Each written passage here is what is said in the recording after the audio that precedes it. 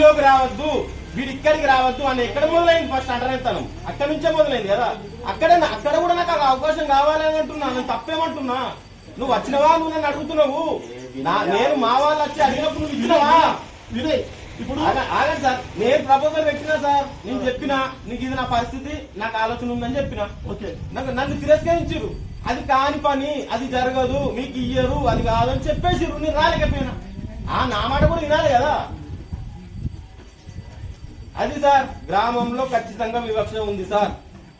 తప్పకుండా అందరు అట్లనే ఉండాలని అంటలేను. ఇక్కడికి మన ఫంక్షన్స్ కి వచ్చిన వాళ్ళు ఉన్నారు, మన పెళ్లిళ్ళకి వచ్చిన వాళ్ళు ఉన్నారు, వాళ్ళ ఫంక్షన్స్ కి మమ్మల్ని ఇన్వైట్ చేసిన వాళ్ళు ఉన్నారు. కానీ మొత్తం వివక్ష లేదు. ఈ 2 క్లాసుల వ్యవస్థ కాదు, 2 కాదు సార్, 5 క్లాసుల వ్యవస్థ కూడా నడుస్తుంది ఇప్పటికీ. నాకు తెలుసు అది.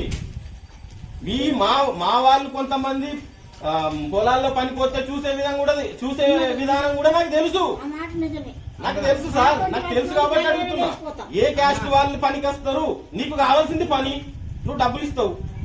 మరి అక్కడికి 10 మంది, ఒక వేరే క్యాస్ట్ వాళ్ళు 10 మంది, మా క్యాస్ట్ వాళ్ళు 10 మంది వచ్చినప్పుడు ఆ 10 మందిని 10 మందిని ఎందుకు సమానంగా ఒక దగ్గర కూర్చుంటే పెడతలేవు? ఇది అంటరంతానం కాదా సార్? ఇది వివక్ష కాదా సార్? మేమేం తక్కువ సార్, మేము పని చేసుకుంటున్నాం సార్, మేము చేయి దాపుతలేము. ఈ వివక్ష ఎప్పుడు మారుతుంది సార్?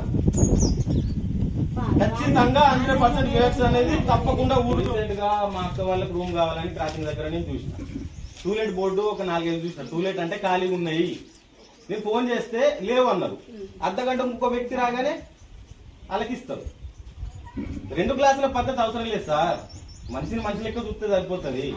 దీన్ని మనం ఏ రకంగా రూపుమాస్తారో మీరు చెప్పండి. ఇదే విషయం చెప్తున్నాం. ఇంకోటి, ఒక దగ్గర ఇదే 2 సంవత్సరాల క్రితము మేము ఒక దగ్గర భోజనం చేయడానికి వెళ్ళినప్పుడు ఇదే ఊరికి సంబంధించిన ఒక రెడ్డి క్యాండిడేట్ మా పక్క పొంటి కూర్చుంటే, నేను కూర్చున్నాను లేచిపోతే ఎందుకు అట్లా చేస్తున్నావు అని చెప్పి నేను అడిగినందుకు అదే అక్కడే ఘర్షణ జరిగితే ఊళ్ళకి పిలిచి మా మీద దాడి చేశారు సార్. ఇదేంటి సార్, సర్పంచ్ ఎంపీసీ సమక్షంలో మా పైన దాడి చేశారు అంటే మా పక్కన మేము కూర్చోవడానికి కూడా పనికిరామా? ఎక్కడ లేదు సార్ వివక్ష, ఎందుకు లేదు? ఇప్పటికి కూడా దాన్ని పట్టించుకున్న వాళ్ళు లేరు. చట్టం అందరికి సమానం అంటారు. ఇదే చట్టం దగ్గరికి నేను 3 నెలలు 4 నెలలు తిరగాల్సిన అవసరం ఎందుకు వచ్చింది నాకు? నేను పోయి కేసు పెట్టినప్పుడు కేసు ఎందుకు తీసుకోలేరు, ఎఫ్ఐఆర్ ఎందుకు చేయలేరు?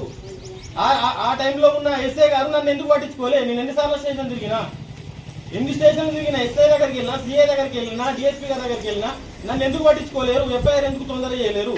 నా బాధ చెప్పుకోవడానికి నేను వెంటనే మళ్ళీ ఎస్పీ గారి దగ్గరకు పోయి, సార్ ఇది సార్ నా పరిస్థితి అంటే వెంటనే ఎఫ్ఐఆర్ అయింది. అప్పుడు సంబంధిత ఎస్ఐ గారు బదిలీ అయ్యారు. ఎక్కడ లేదు సార్ చట్టం సమానం, ఎక్కడ వివక్ష లేదా అనేది తప్పు సార్. ప్రతి ఊర్లో ఉంది. ఇప్పటికీ వీడి ఇది ఉంది, ఇప్పటికీ వీడి ఇది వాడు అది అని అంటూనే ఉంటారు.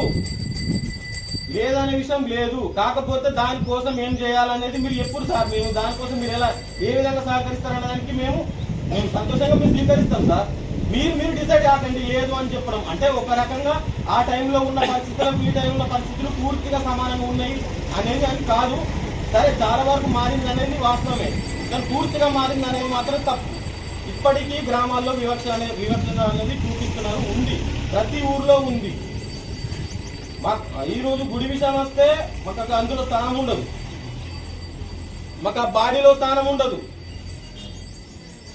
ఎందుకు అంటే ఇది తరతరాలుగా వస్తున్న ఆచారమే కావచ్చు, ఏదైనా కావచ్చు, కానీ కాలం మారింది కాబట్టి మాకు కూడా స్థానం కావాలి కదా.